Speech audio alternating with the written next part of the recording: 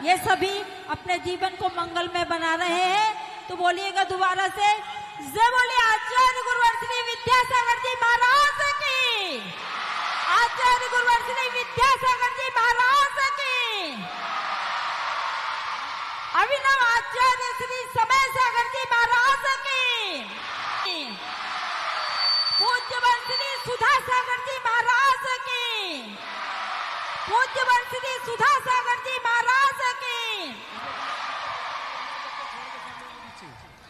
शिष्य को गुरु बनाया, अपने शिष्य को गुरु बनाया, बिठा दिया सिंहासन पर और स्वयं बैठकर नीचे बोल रहे, जय हो गुरु विद्यासागर, जय हो गुरु विद्यासागर, जय हो गुरु विद्यासागर। भारतीय संस्कृति के दैदीप्यमान नक्षत्र पूज्यवर आचार्य विद्यासागर महाराज, पूज्यवर मुनि सुधा सागर महाराज, जो कि अपने संपूर्ण दीप्ति के साथ आज दैदीप्यमान हो रहे हैं। इनकी चारित्रिक आभा मृत नक्षत्र पूज्यवर मुनि सुधा सागर महाराज, जो अपने संपूर्ण दीप्ति के साथ आज उद्भाषित हो रहे हैं। उनकी चारित्रिक आभा मृत्युंजयी तपा साधना और अनाहत ज्ञान की धारा प्रवाहित होकर आज भी लोक आस्था को दृढ़ता से थामे हुए हैं। ऐसे ही पूज्य संत समागम के अपूर्व क्षण आपके जीवन में मंगल में सुख शांति एवं समृद्धि प्रदान करें। इसी छोटी सी मंगलमयी भावना के साथ 1 मिनट के लिए मंगलाचरण सभी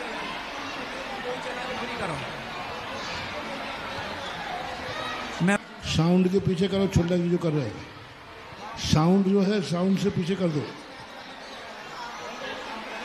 आदिनाथ चैनल महाराज जी, आदिनाथ वाले ये पुण्यार्जक के नाम चलवा दो, इनको दे दो, कोई बात नहीं। दरवाजे पे सबको हटा दो, दरवाजे पे से पीछे के साउंड नहीं चल रहे, लाइन देखो कोई बच्चों ने निकाल दी होगी, चेक कराओ मामा को भेज के। आ जाते हैं, सब हो जाएगा सब।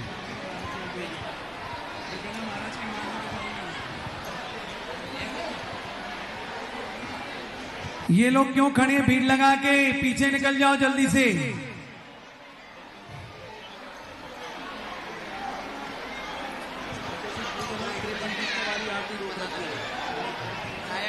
गलती हो गई सबको, अपना पहले रस्सी बांध के रखना चाहिए, टेबल लगा के रस्सी लगा दी फिर नहीं आ रही। ये दोबारा वहीं के वहीं बैठने लगे लोग, देखो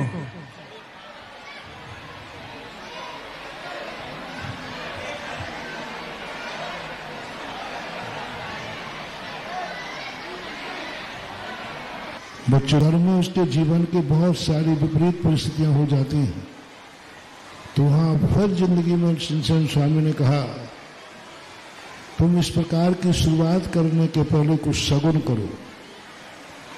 गर्भाधान क्रियाओं के संस्कार दिए, तुम कुछ एक ऐसा मंगल करो, भगवान के सामने जाकर एक पूजा करो और दोनों दंपति को एक संस्कारित करो, और उस पूजा और संस्कार से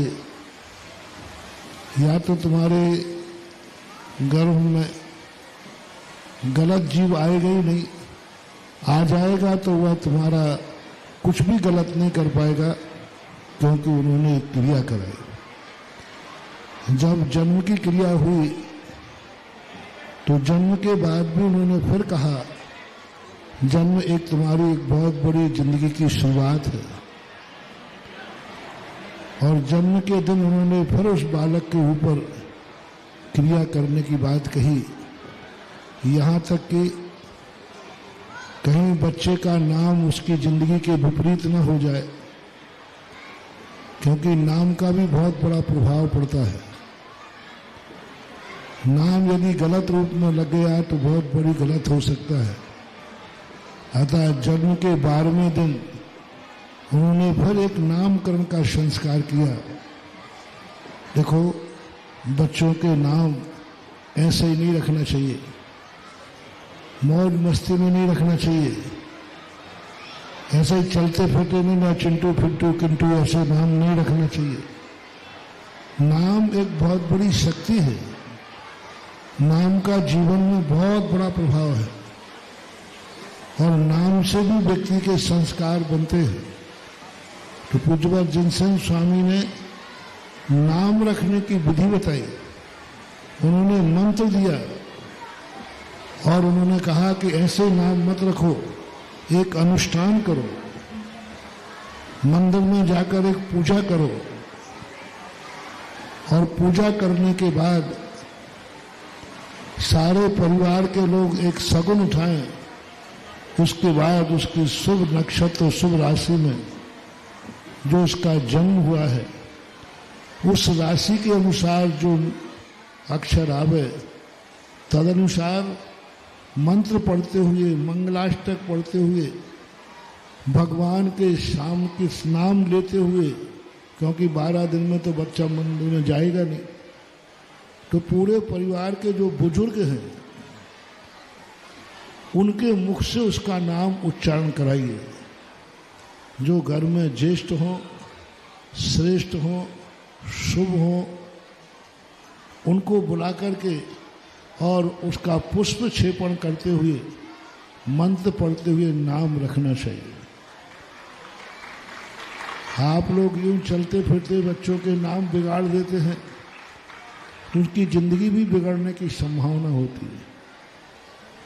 उसके बाद अनेक क्रियाओं के संस्कार करते हुए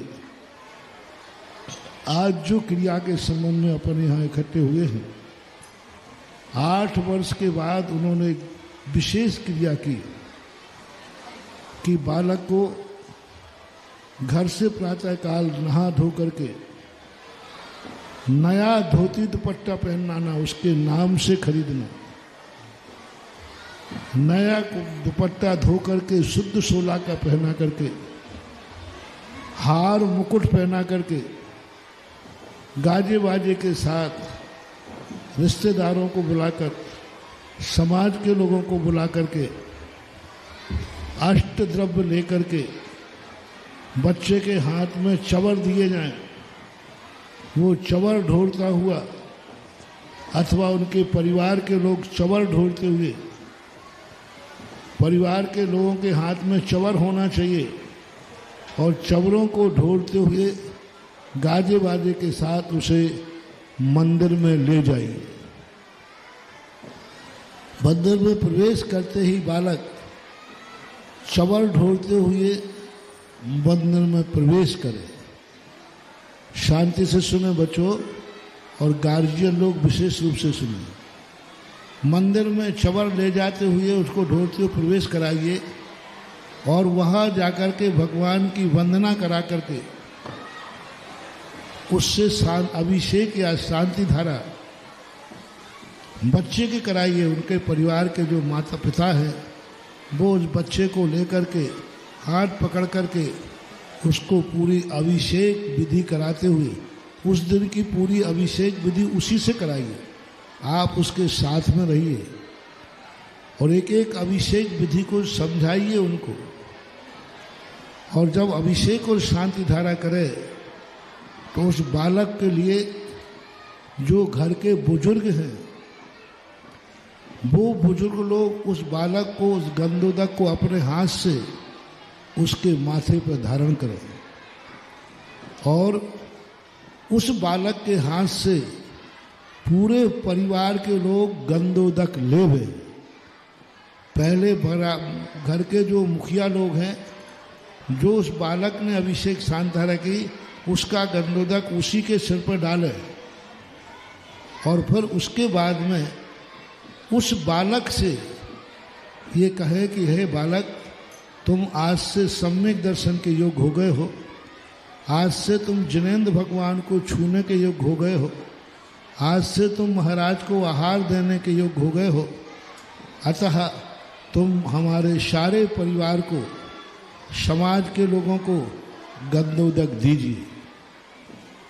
और बालक के हाथ से पूरा परिवार गंधोदक लेवे, माता पिता आदि सब उसके हाथ का गंधोदक ले और गंधोदक लेकर के और फिर उसके साथ एक कोई छोटा विधान, पंच परमेष्टि, भक्तांबर, एक कोई विधान करें पूरे परिवार के लोग मिलकर के। और विधान करके बालक को भगवान की 3 प्रदक्षिणा कराते हुए और पुनः उसको कि भगवान के सामने खड़े होकर श्रीफल लेके याचना करें, हे भगवान, हमारे जैन कुल में यह बालक जन्मा है, हमारे कुल दीपक के साथ साथ आज से ये जैन के रूप में संस्कारित किया जा रहा है, आपका भक्त है, आपके सम्यक दर्शन के योग्य है, अतः इसे जैनत्व का संस्कार दीजिए। यदि वहाँ गुरु महाराज हैं तो मुनि महाराज से उस बालक के संस्कार कराइए।